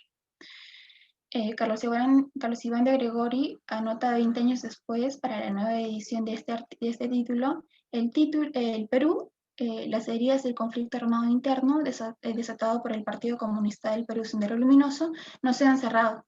A pesar de avances lentos y parciales, continúa el clamor por verdad, justicia, reparaciones y cada vez más fuerte por reformas institucionales que nos permitan pensar en un país de ciudadanos, con instituciones fuertes y legítimas y reconciliado. El fin del autor es que otro ciclo de violencia y violaciones de los derechos humanos como el que vivimos nunca se repita.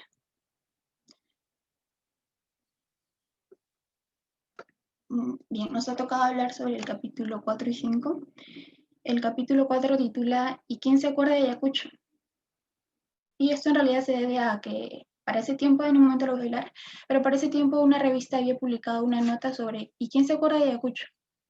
Entonces, el asombro y el desconocimiento sobre lo que sucedía en Ayacucho, el lugar que parecía no formar parte de la realidad peruana, podría sospecharse que al presentar el movimiento como una maniobra contra la reforma agraria y vísperas de su promulgación, el gobierno tergiversaba adrede los hechos con fines políticos. En las instituciones regionalistas, las primeras en reaccionar fueron las organizaciones residentes de ayacuchanos en Lima. Apenas 4 días después de la masacre, un boletín del Centro Universitario de Huamanga pregunta en su titular, ¿y quién se acuerda de Ayacucho?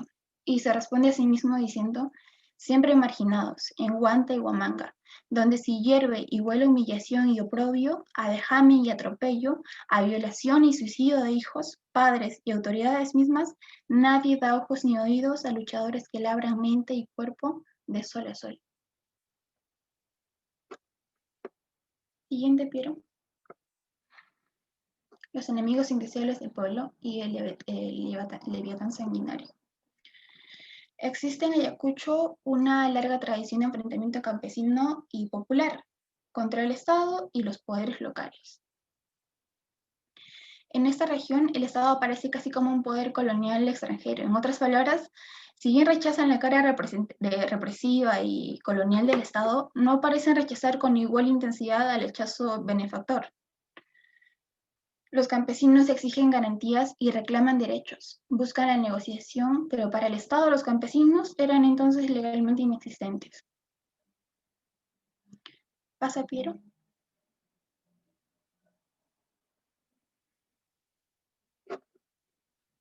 Bien, los actores sociales. El campesinado como actor social principalmente se vincula a la situación que se vivía en la década de los 60, en la que Ayacucho era una combinación de la lucha por educación y progreso. Era usual tener la presencia de poblaciones urbanas populares y mujeres. Sin embargo, lo que hace especialmente diferente a esta época es la participación de los jóvenes. La participación de los jóvenes va a tener un papel protagónico en la lucha por la gratuidad de la enseñanza. Como actores tenemos a Huamanga y a Huanta. Huanta se caracterizaba por la participación campesina y Huamanga por la participación urbana popular. Ayacucho era una ciudad con el cuádruple de habitantes, pero Huanta lo compensaba con el verdor de su campiña.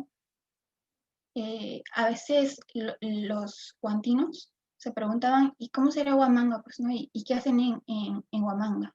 Y cuando los estudiantes o los jóvenes finalmente iban a Huamanga a estudiar, se daban cuenta de que vivían en una realidad gris, encerrados en cuartos, no había muchas cosas por hacer, y lo comparaban con su natal Huanta, pues, ¿no? Porque había una rivalidad entre estos dos pueblos, que, como vemos en las imágenes, el verdor de sus campiñas, los lugares de recreación, lo bien que la pasaban. Los huantinos decían que nunca les faltaba el agua, que tenían las frutas del día ahí, y en Huamanga la situación no era la misma. A pesar de que Huamanga estaba mucho más poblado, los huantinos se sentían mucho mejor en su ciudad natal.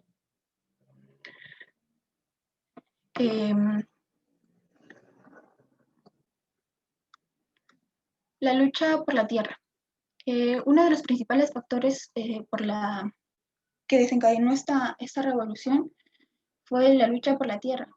Los campesinos, o sea, un campesino trabaja con la tierra, pues entonces naturalmente va a querer obtener no beneficios, sino reglas justas de juego. El movimiento de Pomacocha en Cangallo fue un antiguo latifundio perteneciente a las monjas del convento de Santa Clara, y destaca como la lucha, fue un hecho importante que destaca como la lucha por la tierra de mayor importancia de la región. Un poco sobre la historia de este latifundio es que, por ejemplo, en las 6.200 hectáreas de la hacienda habitaban alrededor de 6.000 personas que estaban, o sea, estas 6.000 personas representaban como más de 1.000 familias, y todas estas estaban sujetas a las formas más anchas de servidumbre. A partir de 1942, los campesinos comenzaron a elevar memoriales al Ministerio de Trabajo y Asuntos Indígenas. A partir de esto, muchas otras personas empezaron a apoyarlos también, entidades, y enviaron más memoriales. Entonces, en 1959 se fundó en Lima el Centro Unión Progresista de Pamacocha y luego Unión Campesina de Pamacocha, porque muchos de estos hacendados, muchos de estos trabajadores agrícolas mandaban a sus hijos a estudiar a la capital. Entonces, estos hijos ya estaban con esas ideas de que tenemos que liberar nuestras tierras, ¿no? No podemos dejar que la gente siga trabajando bajo esas condiciones. Y al tener un acercamiento con el Centro Unión Progresista de Pamacocha ubicado en Lima, lograron que se fundara la Unión Campesina de Pamacocha. Los campesinos dejaron de pagar arriendos y de prestar servicios gratuitos.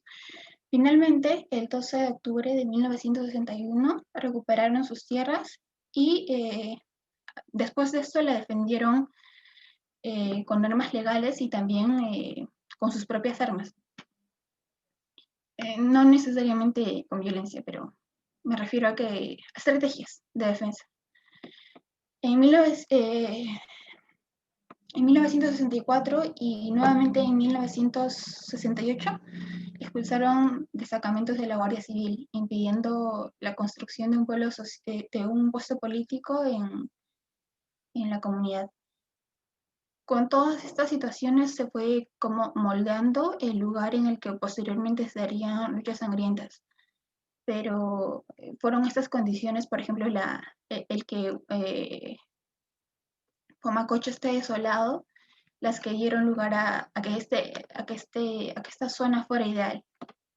Entonces, Pomacocha, para 1970, Pomacocha parecía como una suerte de zona liberada.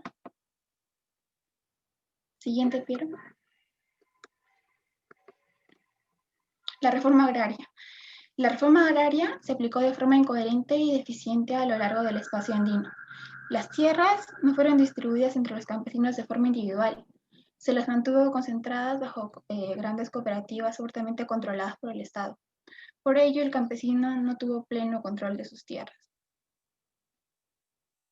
El otro punto es la eliminación de la gratuidad de la enseñanza. En 1969, el gobierno de Velasco Alvarado decidió sorpresivamente eliminar la gratuidad de la enseñanza para aquellos alumnos de educación secundaria que hubieran desaprobado algún curso o asignatura al término del año escolar, aun cuando lo hubieran subsanado en los cursos de verano. Entonces volvemos a lo mismo, pues, ¿no? Porque se supone que los campesinos estaban luchando por la gratuidad de la enseñanza, aparte de luchar por sus tierras. Decimos que los jóvenes eran los principales actores porque uno de los objetivos principales era lograr esto, ¿no? La gratuidad de la enseñanza, y quienes más se benefician en realidad son los jóvenes. Siguiente, Piero.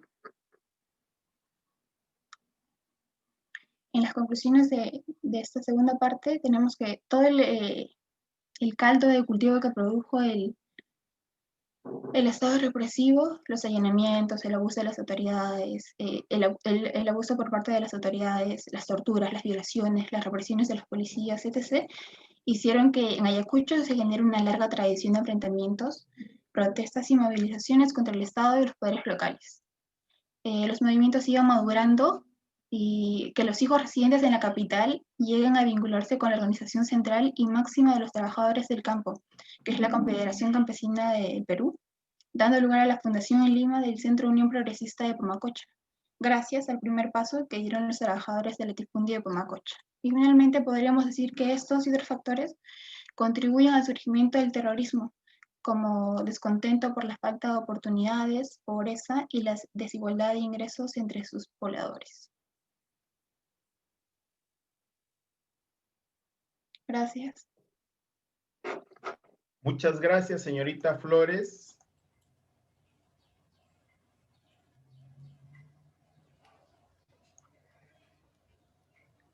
Doctor Ríos, tenemos 8 minutos para finalizar la sesión. No sé si usted tiene algunas palabras. Bueno, hemos ya concluido la exposición de todos los informes, ¿no? Así es, doctor. Así es, doctor. Sí. Entonces, se ha tocado temas importantísimos en este informe. Especialmente se ha tocado los peruanos y el Perú, su papel en la gesta del Perú. Allí quisiera acotar de que en la historia casi siempre se ignora, en la historia oficial, siempre se ignora a los actores populares, ¿ya? Empezando desde pues, Manco Inca, Túpac Amaru I, se obvia a muchos verdaderos próceres de la independencia y los que gestan el Perú actual. ¿No es cierto?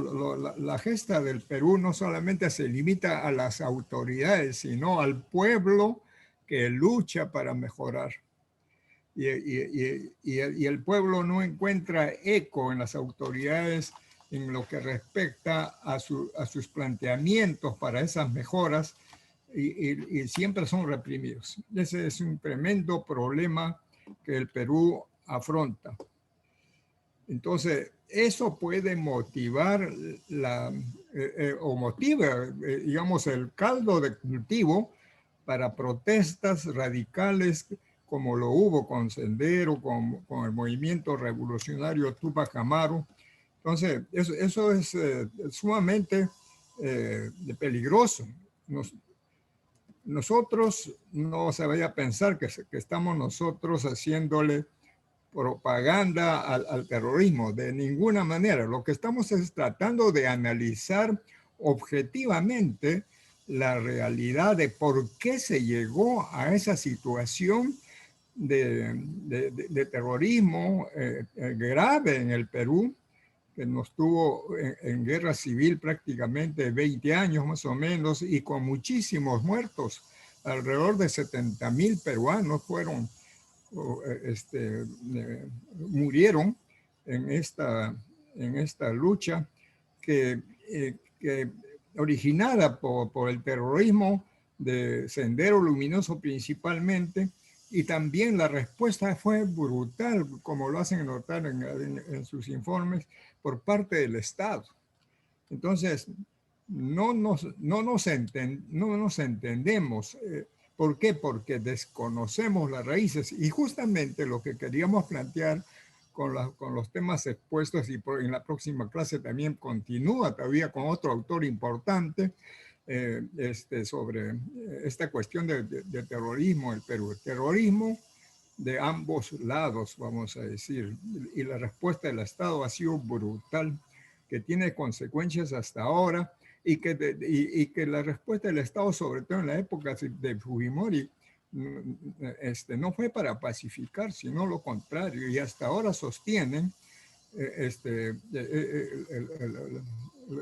los partidarios que le siguen a Fujimori, como por ejemplo, violar un derecho humano importante para cualquier ser humano, por más que haya cometido un delito, pero si ya lo pagó, ya fue apresado, fue juzgado y ya cumplió su pena, no se puede, desde mi punto de vista, y creo que desde el punto de vista de muchos ciudadanos del Perú y del mundo, aquellos que ya pagaron sus culpas, no se les puede continuar quitándoles sus derechos humanos, a continuar laborando en su especialidad o en lo que desee, porque ya es un ciudadano común y corriente. Entonces, sin embargo, atentando contra la Constitución, hay una ley que prohíbe pues a los ex reos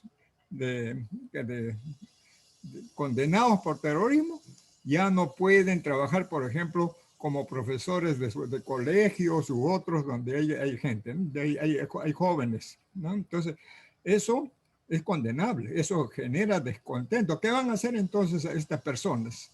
Es la pregunta muy sencilla, es un derecho humano. El ser humano necesita trabajar para sobrevivir, mantener a su familia, etc. Entonces, eso es importante que se tome en cuenta.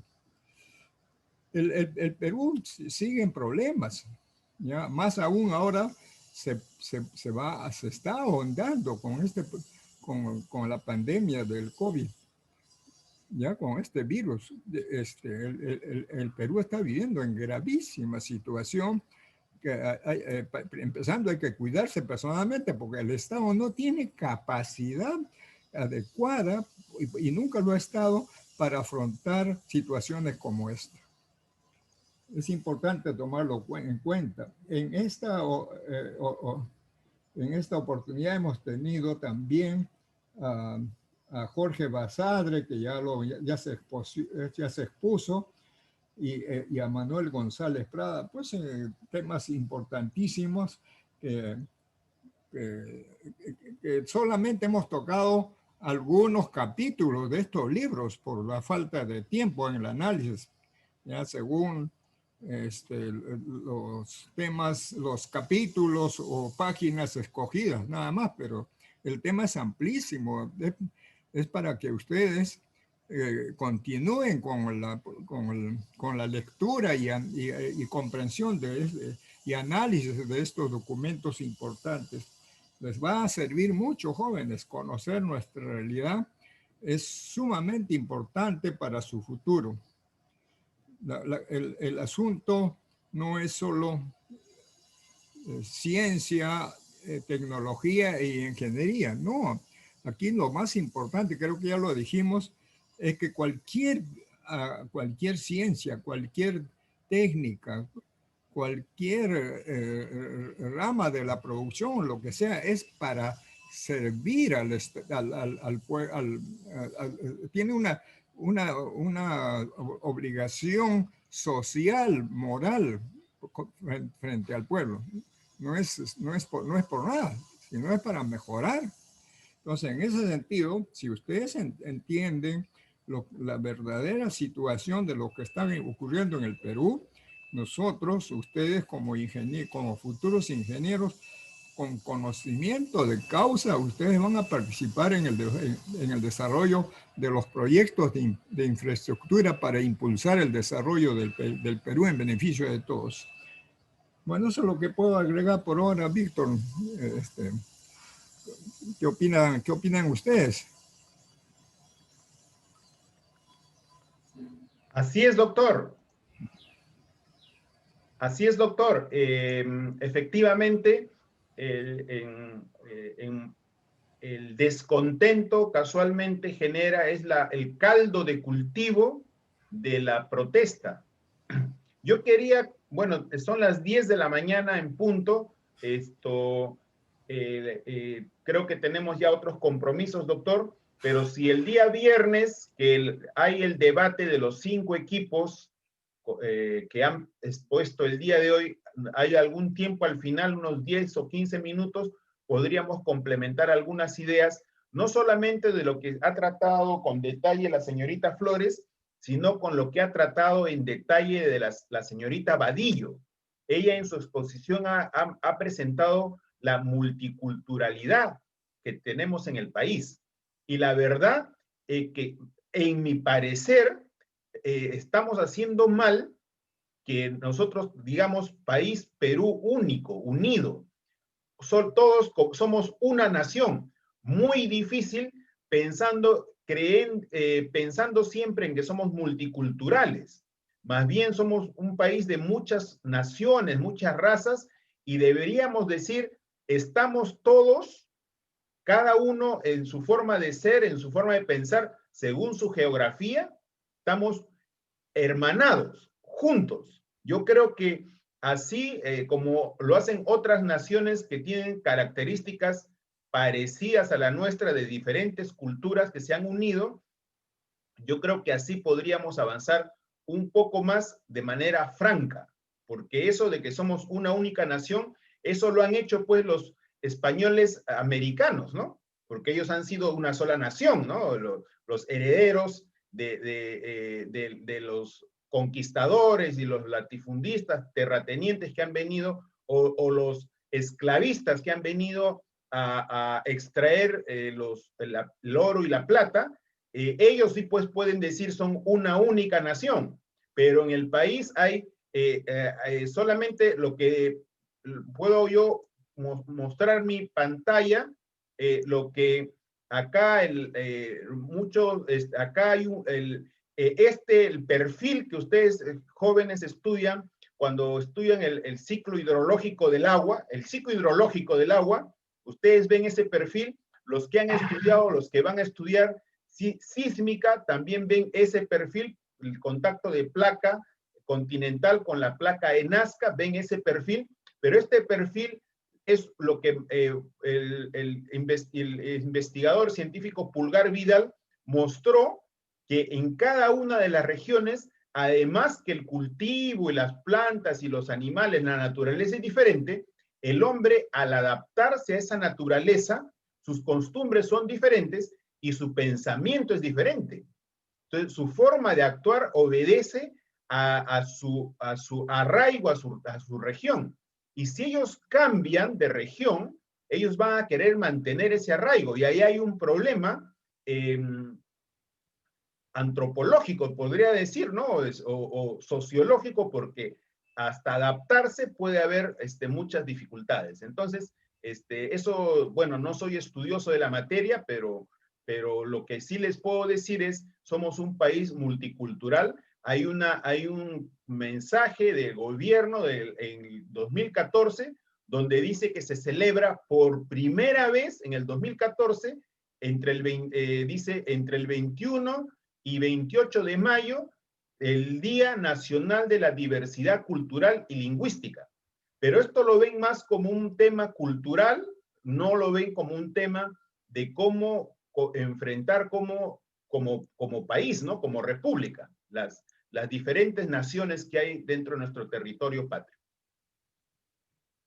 Bien, Víctor, en realidad todavía en el Perú no se plantea, como yo creo que lo hemos anticipado, que el Perú es un país que tiene que ser, deben reconocer las diversas nacionalidades existentes, que son más de 50.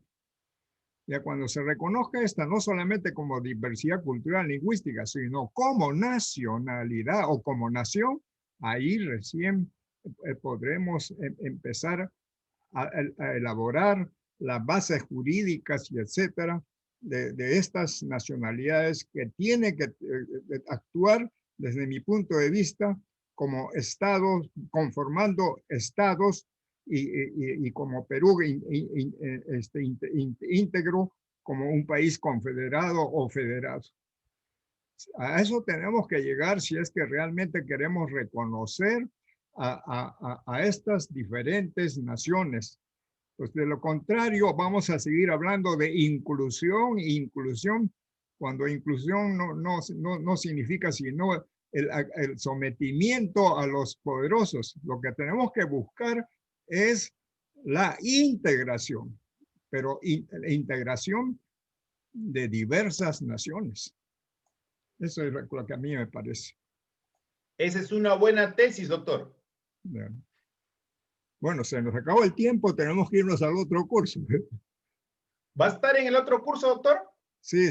No me alcanzaron los papeles para terminar de llenar mis formatos y recién me lo van a pasar mañana. O sea que el viernes recién voy a presentar. Ok, doctor. Bueno. Nos vemos. Ingeniero, buenos días. Disculpe, hoy día tuve un pequeño problema de conexión y me conecté tarde, más o menos a las 9:20. No y dijo aparece presente, en el chat diga que... presente, señor Manrique, diga presente. Sí, justo ahorita lo acabo de hacer, disculpe. Ahora estamos con software, pues, señor Manrique. Ya la gente, los robots, Skynet está controlando el sistema. Skynet. Bueno, muchas gracias, jóvenes. Hasta luego, se nos va el tiempo. Hasta luego, jóvenes. Hasta luego, ingeniero. Hasta luego, ingeniero.